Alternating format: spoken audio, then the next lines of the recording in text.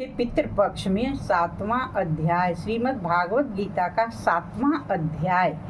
नित्य 15 दिन तक अपने पितरों को 7वां अध्याय गीता का जो भी पाठ करके दान दे देता है उसके पितर प्रसन्न हो जाते हैं। उसके घर में कोई भी अकाल मृत्यु नहीं होती है और पितृ प्रसन्न होते हैं, उनकी आशीर्वाद मिलता रहता है। तो ये 7वें अध्याय का पहले महात्म्य अवश्य सुने कि इसमें किसका क्या हुआ था। तो देखिए, श्री नारायण जी बोले, हे लक्ष्मी, और 7वें अध्याय का महात्म्य सुनो। एक पटेल नगर का उसमें शंकुकर्ण नामक वैश्य रहता था। व्यापार करने के लिए वो बाहर कहीं जा रहा था। रास्ते में उसे सांप डस लिया, जिससे वो मर गया। उसके साथी दाह संस्कार कर दिए और घर लौट आए। पुत्र ने पूछा, मेरे पिता शंकुकर्ण कहाँ हैं? उन व्यापारियों ने कहा, तेरे पिता को सर्प डस लिया और वो मर गया। तो वह मर गया और यह पदार्थ ले ले। जो पिता का सामान था वो वापस कर दिए। 1 करोड़ रुपया दिया और उसकी गति कराने को कहा, क्योंकि वह अवगति से मरा था। उस बालक ने अपने घर पर आकर ब्राह्मणों से पूछा, सर्प के डसने से मरे की गति कैसे करनी चाहिए?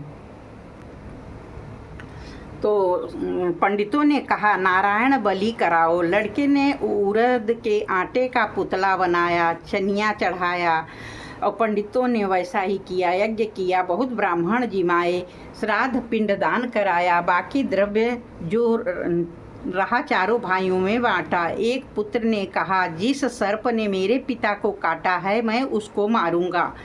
उन व्यापारियों ने पूछा, यह ठौर मुझे बताओ जहाँ मेरे पिता शंकुकर्ण मरा है। व्यापारियों ने कहा, चल वह ठौर तुझे बता दें। वहाँ ले जाए खड़ा कर दिया। पिता तो वहीं बामी थी, जिसे कुदालों से खोदने लगा। जब छेद बड़ा हुआ तो वहाँ एक सर्प निकला। कहा, उसने पूछा, तू कौन है? मेरा घर क्यों खोदता है? उस बालक ने कहा, शंकुकर्ण का पुत्र हूँ। जिस सर्प ने मेरे पिता को मारा है मैं उसको मारूंगा। तब सर्प ने कहा, हे पुत्र, मैं तेरा पिता हूँ, तू मुझे इस अधम देह से छुड़ा, मुझे मत मार।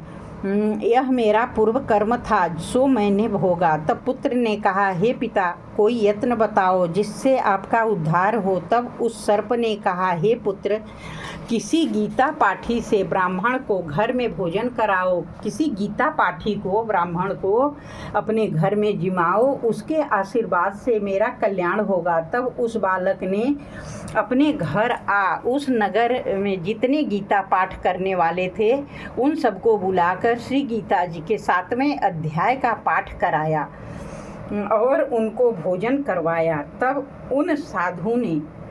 उन साधु ब्राह्मणों ने आशीर्वाद दिया। तत्काल शंकुकर्ण अधम देह से छूट गया और वह देव देह पाया।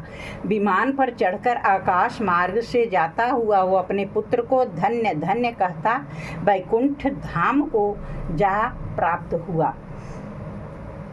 इस प्रकार गीता के 7वें अध्याय का महात्म्य समाप्त।